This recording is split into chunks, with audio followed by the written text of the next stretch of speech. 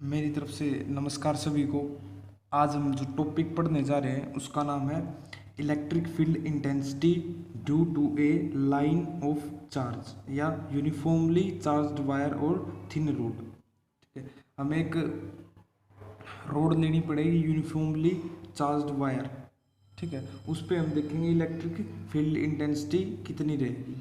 तो उसमें उसके लिए हमें क्या चाहिए, consider a thin long charge rod और wire having linear charge density lambda. ठीक है, जो लीनियर चार्ज डेंसिटी होती है उसका मतलब क्या होता है कि lambda equal to Q by L. Q by L का मतलब होता है चार्ज पर यूनिट लेंथ। यानी अगर हमारे पास ये लेंथ है एल, ठीक है, और इस पर चार्ज है क्यू, यानी क्यू चार्ज है एल लेंथ पर। ठीक है, तो यूनिट लेंथ पर यानी 1 यूनिट लेंथ पर कितना चार्ज होगा, क्यू बाई एल। यही क्या होती है हमारे पास, लैम्डा। ठीक है, यानी linear charge density equal to charge per unit length. तो consider a thin long charged wire having linear charge density lambda. तो हम एक डायग्राम बनाते हैं जिसकी हेल्प से हम इसको निकाल लेंगे इलेक्ट्रिक फील्ड इंटेंसिटी को। तो अब हमारे पास क्या है, एक थिन रोड या यूनिफॉर्मली चार्ज्ड वायर, ये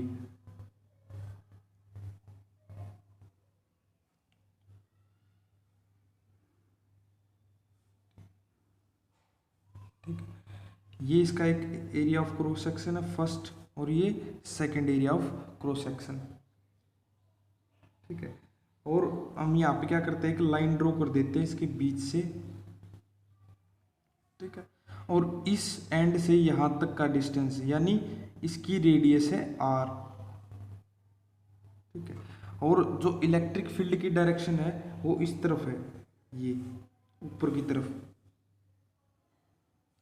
और इलेक्ट्रिक फील्ड है जो यहाँ पे वो हर जगह सेम है, यहाँ पर भी, यहाँ पर भी, यहाँ पर भी, यहाँ पर भी और यहाँ पर भी, सभी जगह सेम है इलेक्ट्रिक फील्ड।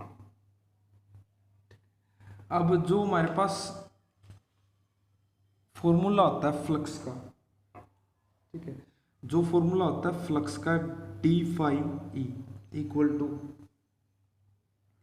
ई vector dot N vector D S. इसका इंटीग्रेशन हो एस, इसी को हम लिखते हैं E D S cos theta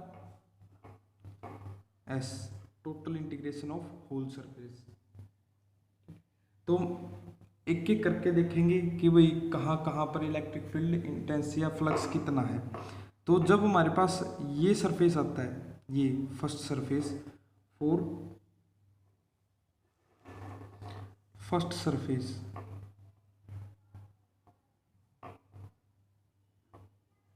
ठीक है, अगर यहाँ पे सरफेस पर आएगा, इस सरफेस पर देखेंगे हम फ्लक्स कितना होगा, फाई ई इक्वल टू, ये फर्स्ट के लिए, ठीक है, equal to E D S cos theta integration surface for first. ठीक है, तो यहाँ पर जो होगा फ्लक्स, अब हमें थीटा देखना पड़ेगा ई और सरफेस के बीच में, theta between electric field and S या डी एस, वो कितना है वही हमें बताएगा कि भाई यहाँ पर फ्लक्स कितना होगा। तो इलेक्ट्रिक फील्ड की डायरेक्शन ये है, ठीक है,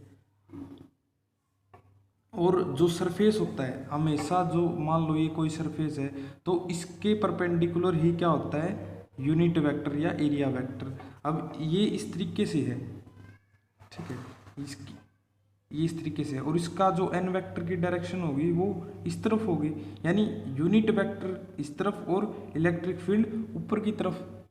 ठीक है, तो फर्स्ट के लिए इलेक्ट्रिक फील्ड ऊपर की तरफ और यूनिट वेक्टर ये, यानी दोनों में कितना एंगल है, 90 डिग्री। ठीक है, तो कोस 90, अब यहाँ पे वैल्यू पुट करेंगे तो फर्स्ट के लिए E D S cos theta, यानी कोस कितना है, 90 degree for first E D S cos 90 degree. Cos 90 की वैल्यू होती है वो जीरो होती है। ठीक है, तो ये जीरो तो टोटल जीरो, यानी फर्स्ट सरफेस के लिए हमारे पास फ्लक्स कितना है, हमारे पास जीरो। ठीक है, उसी तरीके से अब हमारे पास जो सेकंड सरफेस है उसके लिए देखेंगे।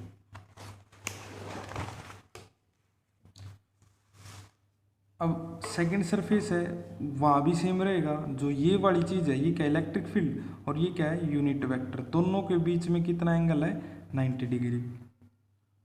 ठीक है, अब इसके लिए हम फ्लक्स की वैल्यू लिखेंगे तो कैसे लिखेंगे, फ्लक्स पर सेकंड इक्वल टू, ये क्या हो रहा है हमारे पास E D S cos 90 degree. ठीक है, और फॉर सेकंड ये भी कोस 90 जीरो के, फ्लक्स यहाँ भी जीरो हो जाएगा।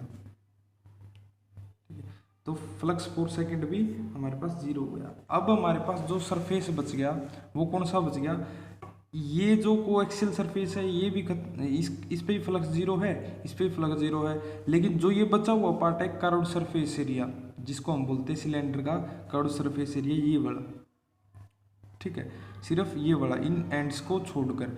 अब इस पर देखने के लिए हमें क्या करना पड़ेगा, एक एरिया एलिमेंट कंसीडर करना पड़ेगा। कैसे करते हैं हम उसको, यहाँ पर अगर ये हमने कोई भी डीएस एरिया एलिमेंट लिया है तो इसका हम फ्लक्स निकाल के इंटीग्रेशन कर देंगे तो इस टोटल कर्व सरफेस का हमारे पास आ जाएगा। तो इसमें हमें देखना है कि इलेक्ट्रिक फील्ड और एन वेक्टर, यानी यहाँ से सरफेस एरिया होता है उसका एरिया वेक्टर क्या होएगा, ऊपर की तरफ एन वेक्टर। ठीक है, और हमने देखा था इलेक्ट्रिक फील्ड की भी डायरेक्शन क्या है, ऊपर की तरफ है, हर जगह ऊपर की तरफ है, यहाँ भी ऊपर की तरफ थी ये इलेक्ट्रिक, यानी एन वेक्टर और इलेक्ट्रिक फील्ड के बीच में एंगल कितना है, जीरो। तो फोर कर्व्ड सरफेस वो कितना था हमारे पास, फाइव ई। ठीक है, ई इसको हम थर्ड सरफेस मान लेते हैं,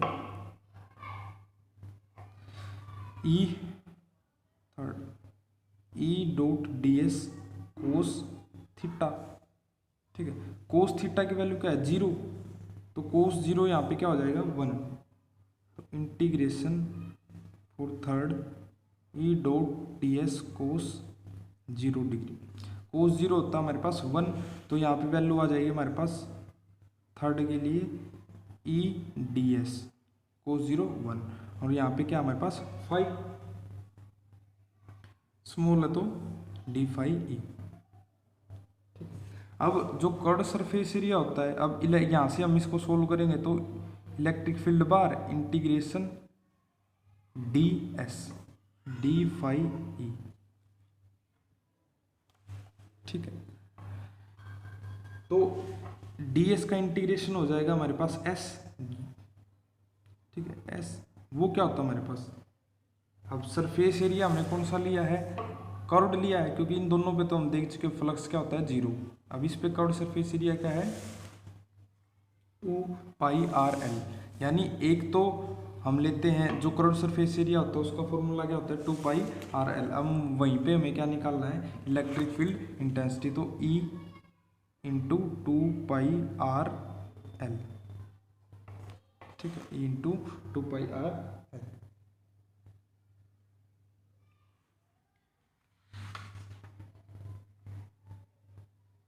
यहाँ से अब हम क्या निकाल सकते हैं, ई की वैल्यू निकाल सकते हैं। ठीक है, ई की वैल्यू निकाल लेंगे तो E into two pi R L equal to D five E equal to, अब जो डी फाइव ई होता है यानी फ्लक्स होता है वो किसके इक्वल होता है, one by epsilon not time of the charge. ठीक है, तो इसको हम ये पुट कर सकते हैं, E into two pi R L equal to Q by epsilon naught. ठीक है, तो ई की वैल्यू निकाल लेंगे यहाँ से, तो charge by two pi R L into epsilon. ठीक है,